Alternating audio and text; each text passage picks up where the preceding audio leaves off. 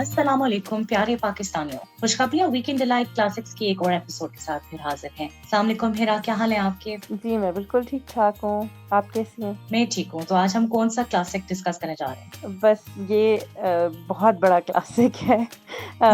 मेरा बहुत ही favourite drama है और मेरा ख़्याल है पूरी दुनिया में जहाँ पर भी पाकिस्तानी लोग रहते हैं, उन सब का फ़ेवरेट होगा और इसका नाम है हमसफ़र और आप बताएँ मदिया?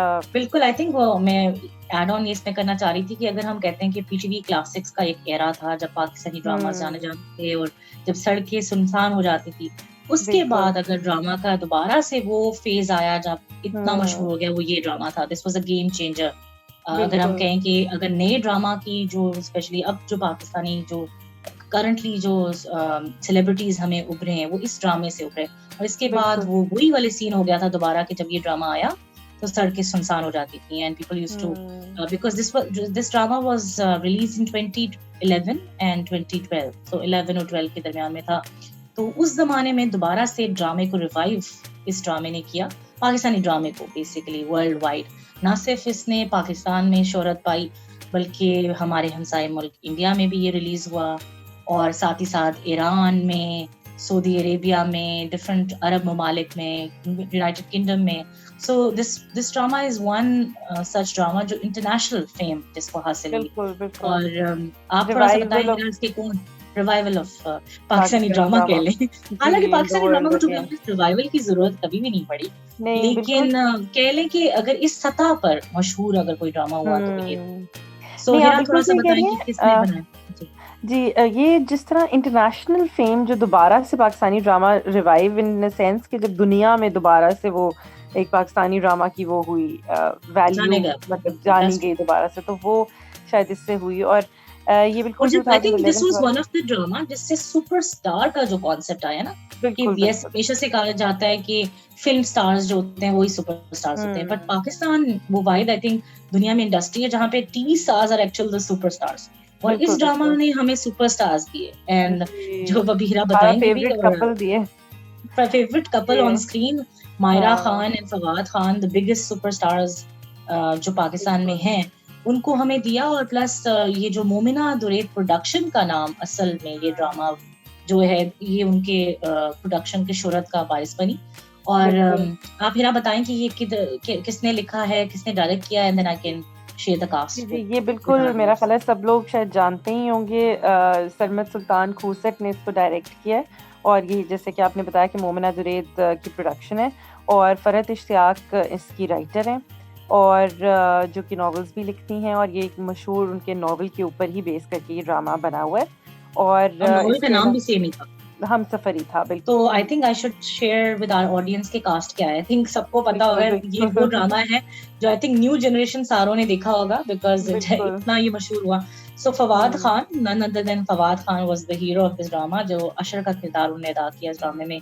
मायरा खान खिरत सो इनके जो इवन ड्रामा नेम्स थे अशर और खिरत बहुत मशहूर हुए बहुत से लोगों ने ये नाम हुँ, इवन अपने बच्चों तक के रख दिया और बिल्कुल। सबा फैसल इसमें थी जो मायरा खान की वालदा बनी हुई थी नवीन वकार जो बेसिकली कबाब में हड्डी कह लें विलन थी अतीका बिल्कुल। ओडू का बहुत अहम किरदार था आई थिंक अतीका ओडू पहले तो ऑब्वियसली बहुत ही फेम्ड हैं लेकिन इस ड्रामा उनकी वजह शोहरत भी बनी है आफ्टर जो अब कह लें ना हुँ, जब सीनियर हो गई हैं तो ये ड्रामा हुँ, उनके लिए बहुत लकी साबित हुआ और जो बेसिकली अशर की वालदा का उन्होंने किरदार अदा किया बहरोज सब्जवारी ने बहुत अहम किरदार किया बशीरत उनका कैरेक्टर हुँ, था जो अशर के वालिद साहब थे वो हुँ, बेसिकली जो मायरा खान के मामू लगते थे ड्रामे में बिल्कुल।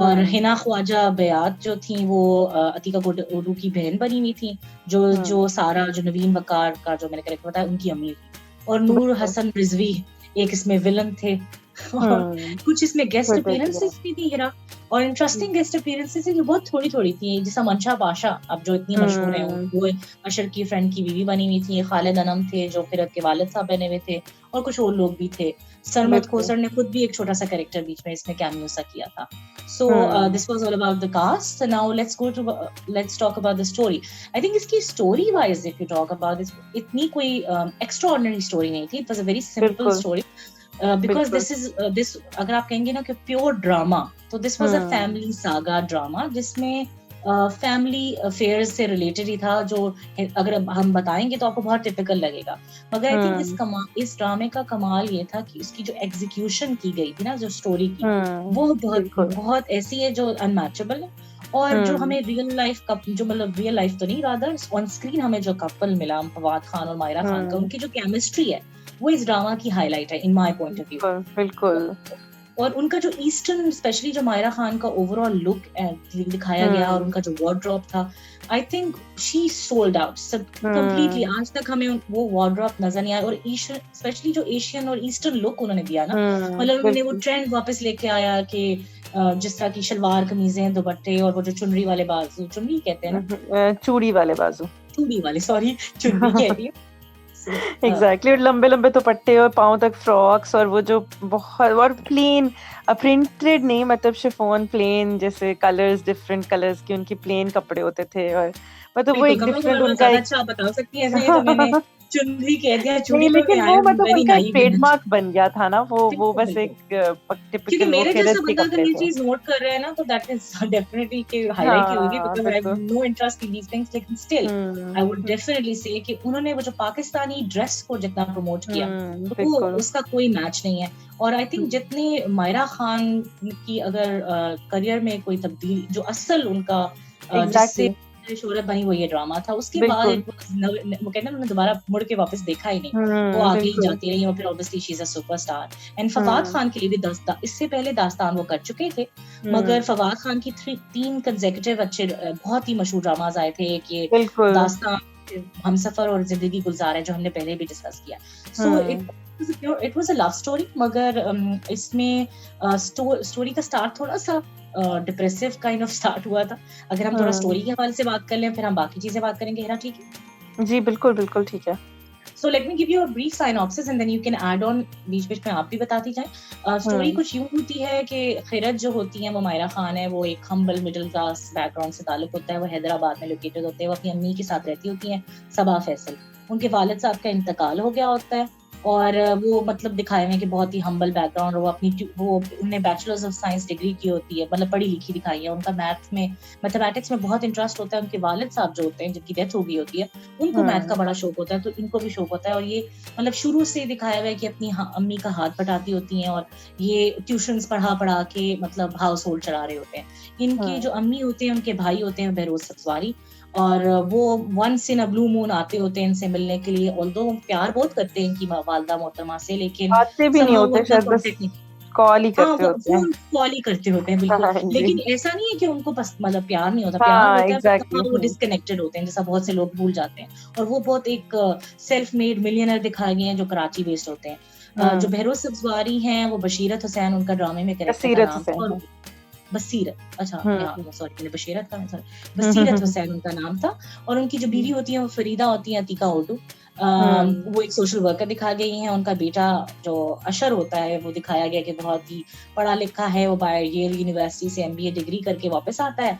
और उसकी एक कजन दिखाई गई है, जो नवीन वकार है, जो बेसिकली उनकी खाला की बेटी होती है। खाला जो होती है, वो हिना बयाग होती है। तो जो होती है, वो इंटरेस्ट लेती होती है अशर में, लेकिन एज सच अशर का कोई इंटरेस्ट नहीं होता, वो उसको एक फ्रेंडली समझता है। स्टोरी का आगाज कुछ इस तरह होता है कि जो मायरा खान की जो वालिदा होती हैं, वो कैंसर का शिकार हो जाती हैं। उनको कैंसर स्क्वायर किस्म का डायग्नोज हो जाता है, जिसकी वजह से जब उनके भाई को ये बात पता चलती है, तो वो उनको अपने साथ कराची लेके आ जाते हैं। कराची में जब मैं सॉरी थोड़ा शॉर्ट बता रही हूँ, क्योंकि ऑब्वियसली व्यूअर्स खुद देखें तो ज्यादा बेहतर है। जब वो कराची लेके आ जाते हैं, तो वालदा मोहतरमा का जब इलाज करा रहे होते हैं, तो पता चलता है इलाज नामुमकिन है, और ग्रेजुअली की तबीयत बहुत खराब हो रही है। वो अपने भाई से अपने जो जिम्मेदारियां होती हैं उसके बारे में शेयर करती हैं फीलिंग्स, और उनका होता है कि उनको ये हो रहा होता है कि मैं अगर चली जाऊंगी तो मेरी बेटी का तो इस दुनिया में कोई भी नहीं है।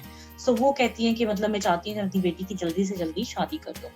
तो जो बसीरत हुसैन है, वो एक हीरोइक, वो आउट ऑफ नोवेयर एक डिसीजन लेते हैं कि सारी जिंदगी उन्होंने अपनी बहन को इतना पूछा नहीं होता, लेकिन वो एक गिल्ट उनके अंदर होता है। वो सोचते हैं कि मैं क्या ऐसा कर सकता हूँ ताकि मेरी बहन के चेहरे पे मुस्कुराहट आए। तो वो एक फैसला करते हैं जो सबके लिए शॉकिंग होता है। वो किसी से मशवरा नहीं करते, और जो बसीरत है, वो अपनी बहन को कहता है कि मैंने डिसाइड किया है कि जो मेरा बेटा अशर है, तो उसके लिए मैं जो खिरत को बहू बना लूंगा। तो ये चीज जो होती है, ना ही उन्होंने अपनी बीवी से पहले शेयर की होती है, जो अतीका होती है, ना ही अशर को पता होता है, ना ही इवन खिरत को भी पता होता है। तो वो जब ये बात आपस में प्लान कर देते हैं, सबके लिए बहुत बड़ा शॉक होता है। पहले उनकी जो बीवी होती है वो मानती नहीं है, लेकिन ये उनको भी थ्रेट करते हैं, अतिका ओडू को, और कहते हैं कि मतलब मैं तुम्हें छोड़ दूंगा, तो तब ऑब्वियसली उनको मानना पड़ता है। और ग्रेजुअली ड्रामे में शुरू में तो ये दिखाता है कि वो मान जाती हैं। फिर जो अशर होता है, उसको लिए भी पहले तो वो बड़ा ऑब्वियसली गुस्सा भी करता है कि आप क्या बात कर रहे हैं, बट देन ऑब्वियसली वो भी अपने बाप से बहुत प्यार करता होता है, वो भी मान जाता है। खिरत जो होती हैं वो, क्योंकि हालात उनकी जो मदर होती हैं, क्योंकि वो बेड रिडन, मतलब मन नहीं रहा, बेड रिडन क्या, वो मतलब उनकी जिंदगी से जा रही होती हैं, तो उनके पास भी कोई ऑप्शन नहीं होता बजाय ये कि वो मान जाती हैं। तो आउट ऑफ नोवेयर उनकी डिसीजन यही होता है कि एकदम से उनका निकाह हो जाता है और वालदा मोहतरमा की डेथ भी हो जाती है। तो उसके बाद से जो उनकी लाइफ में चेंजेस आती हैं, ऑब्वियसली उनके जो मामू होते हैं वो तो उनको एज बहू बहुत ही उनके होता है, लेकिन जो खिरत इस बात को भी एक्सेप्टेंस उनको नहीं होती, क्योंकि वो एक दिखाया गया बहुत खुददार लड़की होती है। वो अपनी मामू से जो उनकी कॉन्वर्सेशन है वो बहुत पावरफुल है। जब वो उनसे गिला करती हैं कि मतलब क्या आप मुझे एज मामू नहीं, मेरा के एज गार्डियन नहीं रह सकते थे, जरूरी था कि मुझे किसी पे बोझ बना दिया जाए। और उसको ये बात बहुत बुरी लग रही होती है कि आपने मुझे किसी पे जबरदस्ती मुसल्लत कर दिया है। दूसरी तरफ दिखाते हैं कि जो अशर है वो उसको ऐसा अच्छी लगने लगती है ग्रेजुअली। ऑब्वियसली शुरू में वो भी तरह अपसेट होता है, लेकिन उसको ग्रेजुअली अच्छी लगने लगती है। लेकिन जो मायरा खान होती है उसको समहाउ इनसिक्योरिटी से होती है, इनसिक्योरिटी कह लें, या मतलब उसको लगता है कि मैं मतलब किसी पे मुसल्लत हूँ, उसको ये अपने आप को वो नीचे समझती है, हालांकि वो बहुत ही पढ़ी लिखी होती है, सब कुछ है। ग्रेजुअली दिखाते हैं कि उनकी लव स्टोरी शुरू हो जाती है, क्योंकि वो इतनी प्यारी होती है और उसकी ओवरऑल छोटी छोटी मासूमाना एक्ट्स जो होती हैं वो सॉरी सच्ची मैं होती है, डिवोटेड होती है। हाँ बताइए। बिल्कुल आप सही कह रही हैं। मैं सिर्फ ये कहना चाहूँगी कि ये जब मायरा खान अपने मामू से बात कर रही होती हैं तो अशर जो है वो ओवरहर्ड कर लेता है। असल में अशर की जब शादी होती है तो वो बहुत ट्राई करता है कि मायरा खान के साथ अच्छा रिलेशनशिप रखे, लेकिन मायरा खान बिल्कुल मतलब खैरत उनको कौन कोई नहीं लिफ्ट ही करेगा। नहीं कराती, ना आगे से हूँ हाँ के अलावा बात ही नहीं करती, जो मर्जी वो कर ले आगे से कि कॉफ़ी मतलब वो मशीन की तरह बस उनकी कोई बात सुन रही होती है, दैट्स इट। और वो ये सारी बातें उस सारा के साथ डिस्कस भी करता होता है कि मैं क्या करूँ, मैं उससे करता भी हूँ, वो तो पता नहीं कौन सी सदी की है, क्या है। लेकिन जब और वो हेरा, ये आप थोड़ा सुनता सारा का कैरेक्टर भी बताएं, वो जरा इम्पोर्टेंट है एग्जैक्टली इसमें। जब उसको फिर ये पता चलता है कि ये बेसिकली ये मुझसे क्यों नहीं बात करती, जब उसको पता चलता है कि क्यों नहीं करती, तो फिर उसको इसके उसके दिल में ना इसके लिए एक और इज्जत पैदा होती है। और इसके अलावा फिर जब उसको with the passage of time ये पता चलता है कि तो पढ़ी लिखी भी है, ये तो मैथ्स इसकी इतनी एम्बिशियस अच्छी भी है, है, तो शी फिर वांट्स टू डू हर मम। एम्बिशियस ये पढ़ना, फिर उसको उससे प्यार होना शुरू हो जाता है। और फिर वाइस वर्सा फिर मायरा और फिर खान उसको को भी कहती भी है, उसको कहता है ना कि आप अपनी स्टडीज परसू करो, तो फिर हाँ, बस फिर मायरा तो वो खान का भी बहुत प्यारा, फिर कॉन्फिडेंस तो बिल्डअप उनकी हो हर जाता है। ज़िंदगी में खुशियाँ ही बहुत खुशियाँ होती खूबसूरत हैं। है, बहुत फिर वो जो आई थिंक यहाँ पे सीन्स हैं और इम्पोर्टेंट, जी सॉरी मैं आपको इंटरप्ट करी, बट आई थिंक बहुत इंपॉर्टेंट चीज जो मैंने शायद पहले बयान नहीं की, वो ये भी थी कि इसमें जो थर्ड कैरेक्टर, जैसा मैंने कहा कबाब में हड्डी, वो होती है सारा, जो नवीन वकार होती है। उन्होंने एक पहले ड्रामा भी किया शुरू में, जब उसको पता चलता है, क्योंकि नवीन जो होती हैं वो अशर को पसंद करती होती हैं, तो जब उनको ये खबर मिलती है कि इधर उसकी आपस में शादी हो गई है, तो वो एकदम से खुदकुशी करने की भी ट्राई करती है। जी, वो भी क्योंकि एक पूरा नवीन बहुत जो बड़ा है वो उन्होंने बचपन से ये उनको यही पक्का यकीन ये होता है ख्वाब, कि अगर किसी से एग्जैक्टली। इनकी शादी होनी है तो वो अशर से ही होनी है, और अशर इज़ अ परफेक्ट पर्सन। तो दुनिया में मतलब अगर कोई परफेक्ट इंसान है तो वो अशर है, और उसके लिए अगर कोई परफेक्ट इंसान हो सकता है तो वो सारा ही हो सकती है। तो वो मतलब एक अंडरस्टूड सी बात होती है, लेकिन इसकी तरफ से ऑब्वियसली नहीं होता। और वो फिर बता भी देती है इस तरह कि मैं तुम्हें पसंद करती हूँ और मैं एग्जैक्टली कैसे वो खुदकुशी करती है ना, खुदकुशी एग्ज़ैक्टली करने वो की ट्राई ट्राई करती है, करती करती है, नहीं है, मतलब एग्ज़ैक्टली। खुदकुशी करनी। और फिर जब ये आके इसको रेस्क्यू करता है, तो फिर ये हुँ, बेसिकली क्लैरिफाई भी उसको करता है कि मतलब मैंने हुँ। तुम्हारे बारे में कभी ऐसा नहीं सोचा था। ऐसा नहीं तो सोचा, वो फिर वो एग्ज़ैक्टली। मूव ऑन दिखाते हैं कि वो मूव ऑन कर गई, लेकिन असल में मूव ऑन नहीं किया होता। तो क्योंकि वो एक वो फिर अशर जब अपना सेटल होना शुरू हो जाता है फ़िरत के साथ, तो वो कुछ कर नहीं पा रही होती, फिर वो फिर कोई और तो वो तरीके निकालती है। फिर वो डर्टी हाँ, पॉलिटिक्स डिफरेंट खेलती है ना। पॉलिटिक्स करती है, वो ऐसी एग्ज़ैक्टली। और वो सिचुएशंस क्रिएट करती है ताकि वो एम्बैरेसमेंट हो किसी ना किसी एग्ज़ैक्टली तरह। वो याद है वो जब दिखाते हैं एक सिनेरियो कि जब उन्होंने फ्रेंड्स का एक डिनर सा किया होता है, एक वहां पे मायरा पार्टी खान उसकी इतनी बर्थडे खूबसूरत लग पार्टी रही होती है होती है, सारा की। बर्थडे पार्टी होती है, तो उसमें वो हाँ, उसको एक तरह से डिग्रेड भी करी होती है कि एक अशर को तो ऐसी लड़की पसंद नहीं है। तो हुँ, मायरा खान को फिर वो बार बार इंसल्टिव कमेंट्स दे रही होती है, जिससे उसको हुँ, फील होता है कि शायद मैं अनफिट हूँ, मतलब इस I am not fit in hmm, this माहौल। लेकिन फिर हुँ। अशर उसको बार-बार वो कॉन्फिडेंस भी देता है कि ऐसी देता कोई है, बात नहीं है, एग्ज़ैक्टली। तुम हुँ, स्टैंड आउट करती हो। वो बड़ा खूबसूरत, आई थिंक वो जो बहुत प्यारा पूरी की सीन। जो एपिसोड्स है ना, जहाँ पे उनकी एक केमिस्ट्री डेवलप होती है और उनका जो एक लव स्टोरी है, एक्चुअल लव जी, स्टोरी जो डेवलप होती है, वो तो वो बिल्कुल बहुत मैजिकल खूबसूरत है। थी, वो वो बिल्कुल मैजिकल है, वो मैजिकल, मैजिकल है, उसमें हाँ, कोई आई थिंक वो देखने लायक है, आप बयान नहीं देखने कर लायक सकते। है। उसमें एग्ज़ैक्टली, ऑब्वियसली बिल्कुल। आगे बहुत कुछ होता है, जो हम आगे थोड़ा आगे हुँ, चले जाएँ एकदम तो फिर अल्टीमेटली ये होता है कि जो बसीरत हुसैन है उनकी डेथ हो जाती है मामू की। अब हुँ, जब उनकी डेथ के बाद जो उनकी मदर इन लॉ होती है मायरा खान की, वो हुँ, उसकी असलियत पता चलती है, वो ऐसे करती है, वो अभी पता लोगों को नहीं पता था, वो सामने तो बहुत अच्छा एक्ट करती है, लेकिन पीछे से वो एक प्लान करती है बहुत ही एक कंस्पिरेसी, और वो क्या होती है कि वो एक जो सारा होती है ना उनका एक कज़न होता है, वो जो हुँ, मैंने बताया नूर हसन, वो इनकी बहन अदिका उर्दू की जो बहन है हिना बयात, ये सब मिलके एक प्लान बनाते हैं कि वो खिरत को कैसे ट्रैप किया जाएगा। तो वो ट्रैप करने में कामयाब होते हैं और उसपे एक झूठा इल्ज़ाम लगा देते हैं कि वो चाहते हैं, पहले वो दिखाते हैं कि क्योंकि ये अपनी एजुकेशन परस्यू करने शुरू हो जाती है खिरत, ये अशर के कहने पे ये मास्टर्स प्रोग्राम शुरू करती है। वहाँ पे इसको ये लड़का मिलता है खिज़र, और वो हुँ, बेसिकली वो सारा का कज़न भी होता है। लेकिन वो आस्ते-आस्ते इसके साथ थोड़ा चमी होने की कोशिश कर रहा होता है, ये तो बड़ी स्ट्रेट फॉरवर्ड सी होती है, लेकिन अशर को ये बात इतनी अच्छी नहीं लग रही होती। तो ग्रेजुअली वो थोड़ा-थोड़ा जेलस भी हो जाता है, ओवरऑल इवन इसकी पढ़ाई से भी जेलस हो जाता है। तो वो बीच में कोई आउट ऑफ कंट्री जाता है फॉर सम ट्रिप, पीछे से जो इसकी मदर इन लॉ होती हैं, मतलब बेसिकली अतीका और जो उनकी बहन और ये खिज़र, ये ट्रैप सेट करते हैं और इस पे एक झूठा इल्ज़ाम लगा देते हैं कि खैरत शायद बुरी थी और वो चीट कर रही थी अपने हस्बैंड को। और ऑब्वियसली अशर को ऐसी सिचुएशन क्रिएट हो जाती है कि वो भी इस बात को मानने वो इनकार नहीं करता, वो सोचता है वाक़ई जो थी खैरत वाज़ एट फॉल्ट, और वो खैरत को घर से बाहर निकाल देता है, बजाए ये सोचने के कि खैरत का तो दुनिया में कोई था ही नहीं। और हुँ, जो खिरत है वो बेचारी जो है वो अपनी पुरानी जो हैदराबाद में जहाँ रहती होती है, वहाँ उनकी नेबर होती हैं, खाला जिनको वो कहते हैं, वहाँ जाके हुँ, रहने शुरू हो जाती हैं। और फिर खिरत के यहाँ जो मतलब इतना अरसा जो है अशर कभी पूछता नहीं है, इधर इसकी जो सारा होती है ट्राई कर रही होती है किसी तरह अशर के साथ दोबारा से कपल बनाने के लिए, शी वांट्स कि हुँ, किसी तरह हमारी आपस में बन जाए, लेकिन अशर ऑब्वियसली किसी को भी नहीं घास डालता। दूसरी तरफ दिखाते हैं कि मायरा खान का बेटी हो जाती है, और उसकी जो बेटी होती है, वो उसको हार्ट प्रॉब्लम्स होते हैं, और हुँ, मतलब बेसिकली उसकी हार्ट दिल में सुराख होता है मेरे ख्याल में। बिल्कुल और ऐसे ही फिर है। वहाँ एग्ज़ैक्टली तो वो सुराख होता है, तो फिर वो ये होता है कि मायरा खान दिखाई है बहुत ही खुददार, वो सब अपनी मतलब जो उसने पढ़ाई की होती है, अपनी मेहनत से उस बच्ची को पाल रही होती है, लेकिन एक लिमिट हो जाती है क्योंकि अब जो उसकी बच्ची का उसकी इलाज होता है ओपन वो हार्ट उसकी सर्जरी करवानी एग्ज़ैक्टली उसकी होती है। बस में नहीं होता, she can not afford it. So हुँ, वो अपनी ईगो को मार के एक माँ की हैसियत से वो ये डिसाइड करती है, जो आई थिंक बहुत ही ब्रेव एक्ट दिखाया है कि despite hmm. Everything what Ashar has done to her, she think उसके लिए उसकी बेटी इज़ टॉप प्रायोरिटी, उसको पता है कि सॉरी वो सोचती है कि जी, जी, बताएँ। जी, जी, I am so sorry to cut you, लेकिन मैं सिर्फ़ ये वाली चीज़ यहाँ पर इसको एम्फसाइज़ करना चाहूँगी कि मायरा ख़ान जो खिरत है वो काफ़ी अरसे तक जब तक उसकी बेटी पैदा नहीं हुई होती और उसको लगता है कि अशर एक दफ़ा उसकी बात सुन लेगा तो वो मान जाएगा या उसको यकीन आ जाएगा।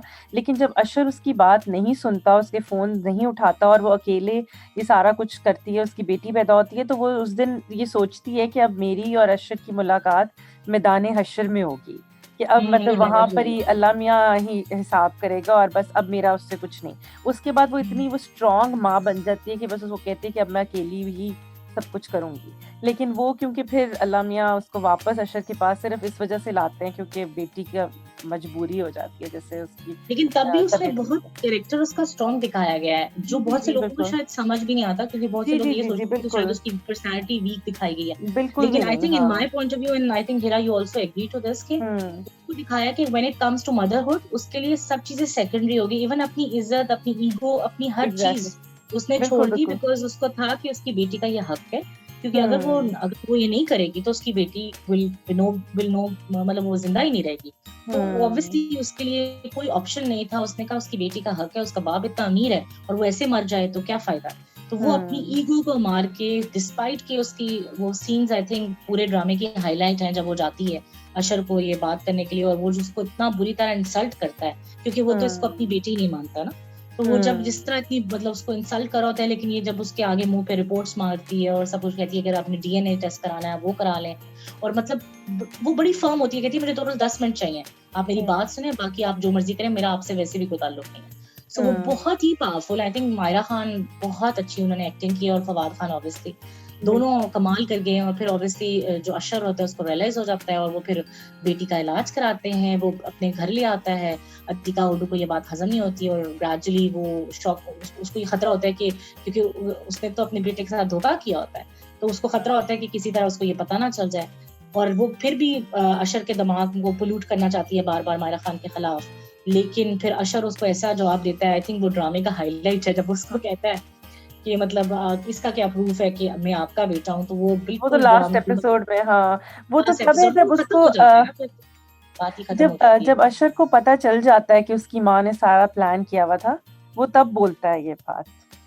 हाँ नहीं बिल्कुल, मैं आगे ही चली गई थी क्योंकि मतलब हमने काफी तो बता ही हाँ दिया, ठीक है। क्योंकि उससे फिर उसकी फंडिंग करते हैं और बेटी का इलाज हो जाता है। लेकिन फिर जब मतलब बार बार ये ट्राई कर रही होती है ना अतीका, पूरे लास्ट 2-3 एपिसोड्स में अतीका ओडू कीप्स ऑन ट्राइंग कि दोबारा पोल्यूट करे। फिर वो जब दोबारा क्वेश्चन करती है ना ऑन खिरद, तो फिर ये जवाब देता है आखिरी एपिसोड में। अशर उसको कहता है कि मतलब अगर आप बार बार इस बात को डाउट क्रिएट करिए कि वो मेरी बेटी नहीं है, तो इसका क्या सबूत है कि मैं आपका बेटा हूँ। तो वो उसको ये वन लाइनर है व्हिच एक्चुअली एंड्स एवरीथिंग। और वो ऑब्वियसली ये भी दिखाया गया है कि अतीका उर्दू लिटरली पागल टाइप ही हो जाती है वो। बिल्कुल। मैं आगे इसलिए चली गई थी कि ऑब्वियसली बाकी लोग तो खुद ड्रामा भी देखेंगे तो उनको हमने हाँ काफी तो बता ही दिया। हाँ but at the end the good news is that it has a happy ending. बिल्कुल हाँ जी।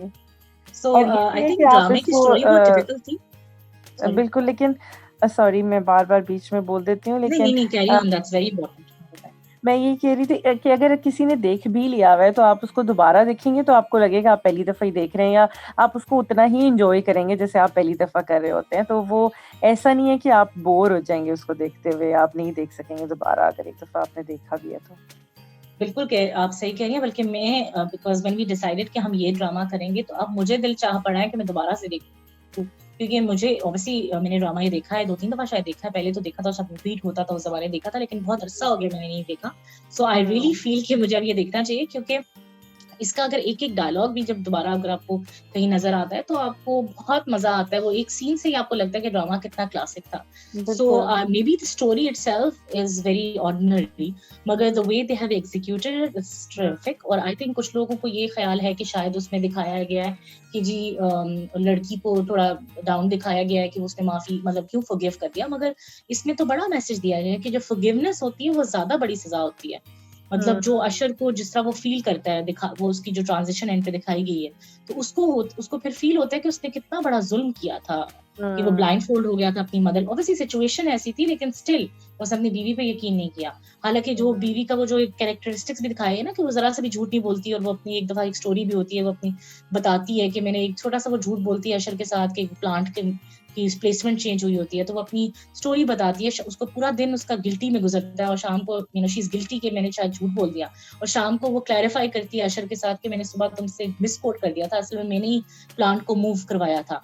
तो अशर कहते हैं इतनी छोटी सी बात को तुमने पूरा दिन, वो कहती है नहीं क्योंकि मेरे अबू ने कहा था कि छोटा सा झूठ भी ना इंसान की जो है ना सारी कैरेक्टर स्पॉइल कर देता है। I don't remember the exact dialogue, आपको शायद याद नहीं, हो। उसने कहा था कि झूठ बोलना पहली दफा आसान होता है और आगे मुश्किल ही मुश्किल होती है, लेकिन जब सच बोलना पहली दफा मुश्किल होता है और फिर आगे आसानी आसानी होती है। ये उसके अब्बू ने परफेक्ट, उसको आपको इतने बताया अच्छे डायलॉग्स याद था। हैं। आई ये थिंक मेरा मुझे ख्याल है जरूर हर एक देखना को चाहिए याद ताकि मुझे भी होंगे। डायलॉग्स याद हो जाए। लेकिन बिल्कुल। I think fantastic drama. अब let's talk about the few things जो हाईलाइट है इस ड्रामे की। Acting wise it stands out. Sound track, natural, इसका जो जो बहुत ओएसटी है, नेचुरल एक्टिंग थी। जी जी प्लीज, सॉरी, बिल्कुल बहुत मतलब नेचुरल एक्टिंग इसमें थी। जो नेचुरल जैसे मायरा खान थी, वो प्रॉपर जैसे गर्ल नेक्स्ट डोर, मतलब वो लगता था वो ऐसे ही है शायद जिंदगी में। और और सेम मतलब फॉर फवाद बहुत Khan, I mean same for the Fawad Khan, persona that we exactly, created बिल्कुल वाज सो बिल्कुल ब्यूटीफुल। बिल्कुल ऐसे ही एंड है। हाँ इवन जो जी। अतीका ओडू ने जो नेगेटिव कैरेक्टर किया वो छा गई थी। हाँ एक्टिंग उनकी बहुत जबरदस्त थी, बिल्कुल और बिल्कुल। आई थिंक नवीन सारा कक्कार की ने भी भी इवन, बहुत अच्छा एक्टिंग की। हाँ जी बहुत अच्छा। और एंड में वो सुसाइड कर लेती हैं और वो भी, उनकी भी एक्टिंग बहुत जबरदस्त थी। बहुत बहुत बहुत अच्छा। एंड अच्छा पे है। सुसाइड कर लेती, मुझे याद नहीं था ये बात। जी अच्छा अच्छा हाँ अच्छा। जी, एंड में लेकिन मतलब हर आई थिंक हर कैरेक्टर ने इस ड्रामे में बहुत अच्छी एक्टिंग किया। उसके अलावा डायरेक्शन वाइज फैंटास्टिक, सरमद खोसट ने बहुत अच्छी इसकी डायरेक्शन की हुई है। इसकी ओवरऑल एग्जीक्यूशन और सिनेमेटोग्राफी भी है, चाहे छोटे छोटे सीन्स हैं, जिस तरह अगर आप बारिश का सीन दिखाएं वो इतना प्यारा है, जो उन्होंने दिखाया है वो बहुत खूबसूरत है।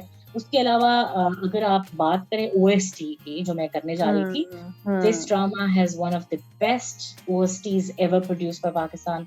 वो हम सफर था, जो बेसिकली वजह शोहरत बना कुरतुल एंड बलूच को, जो पहले कोई नहीं इतना जानता था, लेकिन this with this song she became a household name, everybody knows कि कुरतुल एंड बलूच क्या है। उसके बाद ही उनको कोक स्टूडियो वगैरह मिला और वो इतनी शोहरत पाई उन्होंने। वकार अली ने म्यूजिक कंपोज किया था और गाना तो कमाल था। मुझे याद है गाना कि जैसे कि आप शायद जानती होंगी कि ये गाना कहते हैं ना, जो बांग्लादेश और पाकिस्तान जब अलग हुआ था तो उसके ऊपर ये लिखा हुआ है। नसीर तुराबी ने लिखा था उस दुख को बेसिकली इजहार करते हुए। तो वाकई, और लेकिन मैं जो आपको स्टोरी सुनाने जा रही थी, कुरतुल एंड बलूच का मैंने कॉन्सर्ट अटेंड किया था, और पूरे कॉन्सर्ट उस जमाने में ये गाना जो था, everybody was waiting for it. तो इतना ये मशहूर, मतलब ओएसटीज नॉर्मली ऐसे नहीं होता कि आप कॉन्सर्ट्स में ओएसटी सुनने जाएं, but people Q for that particular OST. तो ये उस तरह का ओएसटी है कि और ये आज तक गाते हैं, लोग आज तक एकदम सुनते हैं। हाँ, एग्जैक्टली। अगर हम कहें ना कि बेस्ट ओएसटीज में ये शुमार होता है, टॉप पे आएगा ये। हाँ, कि बिल्कुल। बिल्कुल। और इसकी आई थिंक ये भी बात इम्पोर्टेंट है मेंशन करना कि इसको ढेर सारे अवार्ड्स मिले, चाहे वो लक्सटाइल अवार्ड्स हुए, लक्सटाइल अवार्ड्स 11th में 12th में इसको best director, best television actor, overall director wise, original sound track, overall song of the year. इसी तरह पाकिस्तान मीडिया अवार्ड्स में भी इसको बहुत से अवार्ड्स मिले। हम अवार्ड्स में मायरा खान और फवाद खान को बेस्ट ऑन स्क्रीन कपल भी मिला। अनडाउटेडली इनका कपल तो आज तक मशहूर है। हाँ जी। और हमारे जो हमसाये मुल्क में भी ये जब ड्रामा दिखाया गया तो बहुत इसको वहाँ पे पज़ेराई मिली। और इंटरेस्टिंगली ये ड्रामा नेटफ्लिक्स पे भी मौजूद है, which is again a great milestone achieved कि पाकिस्तानी ड्रामास नेटफ्लिक्स पे आहिस्ता आहिस्ता बहुत पॉपुलर होते जा रहे हैं, and this is one of the drama जो हमेशा हर कोई देखना चाहता है। और indeed it is a classic, I mean there's no doubt to that। और इसके बाद I think Myra Khan and Fawad Khan तो मतलब हर कोई चाहता है कि वो दोबारा कब आएंगे। बिल्कुल। जट में जब लेकिन मुझे नहीं लगता कि वो दोबारा कर सकते हैं, मतलब ये शायद once in a lifetime ही होता है, ऐसे तो मुझे लगता है। लेकिन somehow हिरा, मतलब वो चाहे वो कितने आपने देखा ही होगा कि कितने वो एड्स में भी उनको इसीलिए लिया जाता है दोनों को। बिल्कुल, हाँ जी। स्टैंड आउट तो बहुत करते हैं। हाँ नहीं, ऑब्वियसली, हाँ स्टैंड आउट तो करते हैं। खिरद और अशर की जो फील है अभी तक उनमें है दोनों। हाँ, वो खिरद और अशर ही रहेंगे। मुझे ऐसा लगता है वो बिल्कुल कुछ और नहीं बन सकते। मुझे लगता है वो खिरद और अशर ही रहेंगे हमेशा। जैसे अभी इंटरेस्टिंग बात ये हो रही है कि उनकी जो फिल्म आ रही है Maula Jatt, I hope it releases सून, मगर उसमें दोबारा से इनका I think after real while उनका दोबारा से आ रहा है ना, दोनों कपल हैं। लेकिन उनका बिल्कुल ही डिफरेंट एवतार है उसमें। वो तो बिल्कुल ही डिफरेंट है, एग्जैक्टली। हाँ, लेकिन अच्छा होगा कि एक यूनिक चीज होगी। लेकिन हम सफर में जो वो कर गए, जिस तरह आपने कहा, वो तो सदा रहेगा और देयर इज नो डाउट। अच्छा, मुझे जरूर बताएं कि फर्क आपने जो बताया था कि नॉवेल में और ओरिजिनल ड्रामे में फर्क है, तो वो फर्क थोड़ा सा हाईलाइट कर दें। नॉवेल अपनी जगह क्लासिक है, मतलब वो आप ड्रामे से कंपेयर नहीं कर सकते वैसे बिल्कुल भी, क्योंकि वो ना उसमें जैसे सारा का कैरेक्टर है तो इसमें तो उनका मेन रोल था ना, लेकिन ड्रामे में वो बिल्कुल एक पेज पे बस उनका कैरेक्टर होता है, आता है और चला जाता है। उसमें कोई इतनी खास सारा का इतना इम्पोर्टेंट रोल नहीं था। और ये ड्रामा शुरू ही इस सीन से होता है जहाँ पे खिरद आके अपनी अशर के ऊपर फाइलें फेंकती है कि ये आपकी बेटी है, बेसिकली वो जो बहुत ज़बरदस्त उसके डायलॉग्स है ना, वहाँ से ड्रामा स्टार्ट होता है, और सॉरी नॉवल स्टार्ट होता है। और इसके अलावा जो नॉवल है ना, वो मतलब आप स्टार्ट ही इनकी रिफ्ट से होता है, और आप एक लड़की दिखा रहे हैं जो कि नफरत करती है एक इंसान से। मतलब उसमें दिखाया गया कि अगर एक लड़की किसी दुनिया में किसी से नफरत करती है तो वो अशर है, और अगर दुनिया में किसी से मैक्सिमम नफरत करता है तो वो खिरद है। तो वो ड्रामा जब आप नॉवल पढ़ रहे हो तो आपको समझ नहीं आती कि आखिर इन दोनों को ही इतनी नफरत है, तो इनमें से ठीक कौन है, गलत कौन है, और ये कौन, मतलब दोनों ही कह रहे होते हैं कि मैं माफ़ नहीं करूँगा, वो कहती है मैं माफ़ नहीं करूँगी। तो मतलब वो समझ में नहीं आ रहा होता कि क्या है, लेकिन वो फिर बहुत प्यारे तरीके से आगे चलता है ड्रामा नॉवल, और बहुत खूबसूरत लिखा हुआ है उसमें। जो खिरद की इमोशंस और खिरद का जो पर्सनालिटी दिखाई हुई है ना, वो बहुत ही प्यारी एक्सप्लेन हुई है, जो कि मायरा खान ने ऑब्वियसली ऑन स्क्रीन भी बहुत अच्छी उसको किया है, पोर्ट्रे भी बहुत अच्छा किया है, वो जो उनकी खुददारी और सब। लेकिन ऑब्वियसली जब आप लिख रहे होते हैं तो उसमें बहुत डिटेल्स होती हैं, और वो बहुत अच्छी तरह प्यारे तरीके से उसको इलाबरेट किया गया होता है, तो वो बहुत खूबसूरत लिखा गया है। तो बहुत प्यारा नॉवल है, मेरा ख्याल है वो जरूर आपने सुन के तो मुझे बड़ा दिल चाह रहा है। खैर मैं कभी I am not a reader, बहुत छोटा सा नॉवल है, बड़ा नहीं है एग्जैक्टली। लेकिन मैंने तो जिंदगी में शायद कोई नॉवल ही ना पढ़ा हो, वन ऑफ दोस। मगर आई रियली फील कि अगर कोई नॉवल लवर है या कोई रीड, जो people who like reading, I think this is a must read. Maybe some point in life I might read, अगर मैं कभी पढ़ना मुझे हुआ। लेकिन आप मुझे शायद आप पढ़ना और मैं सुनूंगी। ऑनलाइन ऑनलाइन भी अवेलेबल है वैसे, और हाँ, बहुत मे बी लंबा यू कैन नॉवल रीड नहीं है। Out to me Hira, ji. Like a हाँ, स्टोरी। हाँ, हाँ। ज़रूर, और ये So that would be good. Episodes नहीं थी इसकी, ये एक वो मुकम्मल नॉवल होता है ना जो एक ही अच्छा, में अच्छा, आता है, तो वो इस which तरह is था, great. तो इसलिए इतना चलिए, लंबा you नहीं never know, चलेगा। मगर I really recommend. That means Hira is recommending कि आप जरूर नॉवल पढ़ें, especially those who ज़रूर। love reading. This is one novel that you must read. And मैं एक चीज हमने शायद मेंशन नहीं की थी कि इस ड्रामे की overall 23 episodes हैं।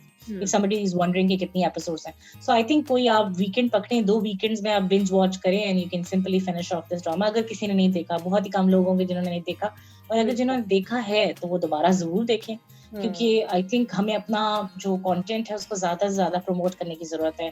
अनफॉर्चुनेटली हम लोग फॉरेन कंटेंट को उतना बड़े खुशी से देखते हैं और अब उनको क्लासिक्स तस्वर करते हैं, बट आई थिंक अगर हम अपने ड्रामास को देखें तो हमें पता रियलाइज होगा कि टैलेंट की कोई कमी नहीं है पाकिस्तान में। जितना हम टैलेंट से भरे हुए हैं, एक्टिंग वाइज सुपरस्टार्स, हमारे रियल सुपरस्टार्स तो यही हैं। सो हम इनको जितना ज्यादा हो सके सपोर्ट करना चाहिए। तो I think that's about it. Hira, you want to add something और should we finish off? Thank you so much. नहीं, I think Thank you so much. I thoroughly enjoyed discussing Humsafar because it's like we said, it's everybody's favorite. And हम मुझे भी और हिरा को ये बहुत drama पसंद है, and we thoroughly recommend कि आप लोग भी इसको देखिए और हमसे अपना रिव्यू जरूर शेयर करें। सो आज के लिए बस इतना ही। इंशाल्लाह अगले हफ्ते किसी और क्लासिक को डिस्कस करेंगे। मेरी तरफ से अल्लाह हाफिज। अल्लाह हाफिज। पाकिस्तान जिंदाबाद।